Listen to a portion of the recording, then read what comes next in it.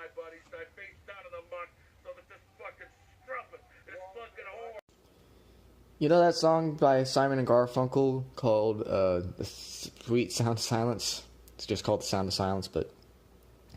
Yeah, you know that song? Yeah, that's a song that's kind of detailing my day today, because guess what I heard last night? That Avatar: The Last Airbender, the series that is most likely has been gutted and poached by Mike and Bryan, is getting a live-action series now on Netflix. I don't need to explain how bad that is. Just look at Deathnote. Just look at Deathnote, and you will know. And you will know that this is not good. This is not good for Avatar. This is not good, okay? You don't even have to look at the freaking M. Night Shyamalan movie to know that this is a bad idea. Alright, just look at the freaking Deathnote remake that Netflix produced. This is not going to be good. Alright? This is just... What the fuck were they thinking? What in the living world of fuck were Mike and Bryan thinking? What made them think that Netflix was the absolutely positively best place to take Avatar into the next direction? It's not even into the next direction. Honestly, I wouldn't have been as pissed if they were like announcing maybe like a spin-off from Korra or Avatar Aang's story, or they could have done like a sequel to Avatar Aang's story, like do the stuff from the comic books, bring that into animation. That would have been pretty good. That's honestly what they should have been doing right after the third season of Avatar: The Last Airbender. Yeah, they could have done that. They could have even done a story that had nothing to do with Avatar at all. They could have just done something else. But no. They're gonna revive a corpse. They're reviving a corpse that they have already mutilated beyond belief in The Legend of Korra. And they're giving it a live-action makeover. And oh my god, this is just... Oh my god. Why? I do not understand. What is the fucking point? What is the fucking point? I don't understand it. What in the living world of hell is the fucking point? Okay, I've already lost my faith in Mike and Bryan as creators because of how bad they fucked up on The Legend of Korra. And then when the fans were pissed off at him for fucking shit up, they started doing a Ryan Johnson before Ryan Johnson was Ryan Johnson, going after the fans on Twitter, calling them homophobes, calling them assholes, doing the Paul Feig and stuff too. It's just I don't understand what they can hope to gain from this. Because if the Death Note remake is anything to go by, it's not going to be received well, for one thing. It's not going to be received well. It's going to devalue the original series. Honestly, making it live action is going to devalue it anyway, because no one can make a live action Avatar series. No one, alright? And there's all this stuff about these new live action remakes of shows, like J.J. Abrams is apparently going to do a live action remake of the movie Your Name, which is not good. I haven't seen it, but I've heard it's really good. But apparently J.J. Abrams wants to make a live action remake of that. The Akira remake, Akira, whatever it is, the Akira remake is getting closer to reality, and it's been in development hell for years. If an Akira live action movie that apparently is getting Taika Waititi, the guy who did Thor Ragnarok, as a director, that gives me a little more hope that it'll be good. But Akira is not a movie that I think would translate well into live action, and it will devalue the original manga and anime. So I don't understand what they're trying to gain from this.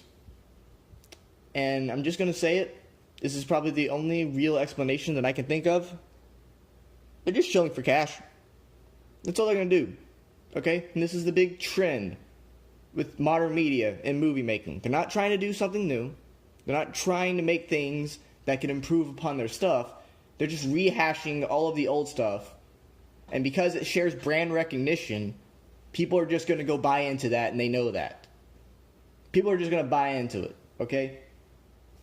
I don't understand how this can go over well with so many people. Because there's a lot of people in the Avatar fandom who are pissed. Me, ER, Mahler. So many people are pissed off about this.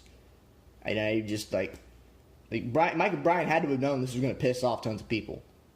Especially because of how bad the M. Night Shyamalan movie was. But even then, maybe there was one scene of enjoyment. Yeah, the special effects weren't great, but at least it was okay to look at on screen. Like, like the way it was directed, it looked okay. But if it's a Netflix live action movie, the budget's gonna be shit. Okay, it's not gonna look good. All right, the special effects are gonna be so bad, unless they tried to do a mix between CGI and practical effects, which is really damn hard to do with a show like Avatar. It's like the special effects are gonna be shit, and I don't have faith in their storytelling at all, especially if they bring in different writers. And they're probably gonna do what Netflix Deathnote did and start casting different people in different roles where they're not supposed to be. And this is also one of the funny things. They said they didn't want to. This is one of the things that was on the statement that was sent out. It said we were proud to be helming this, and that we're not going to be culturally appropriating stuff or putting white people in there and whitewashing and all this bullshit. It's like, how much you want to bet they're going to put a black guy as one of the Asian people? How much you want to bet? They're going to make Zuko black, or they're going to make Sokka black. They're going to make Toph a transgender man. They're going to make Katara a lesbian. I've seen so many examples from just a YouTube comment section alone about what they're going to do with all the characters and how bad they're going to disrespect them. Like, I cannot, in good faith, say that I am excited. I can't. I'm not excited. I'm pissed. When this comes out, I don't have a Netflix, but when this comes out, I'm definitely going to watch it, and I'm going to shit all over it. You can bet your ass I will, because I know it's shit. You can tell just by what Mike and Bryan said about the cultural appropriation of whitewashing. It's like they're not worrying really too much, just from that statement, they're not worrying really too much about Aang's story.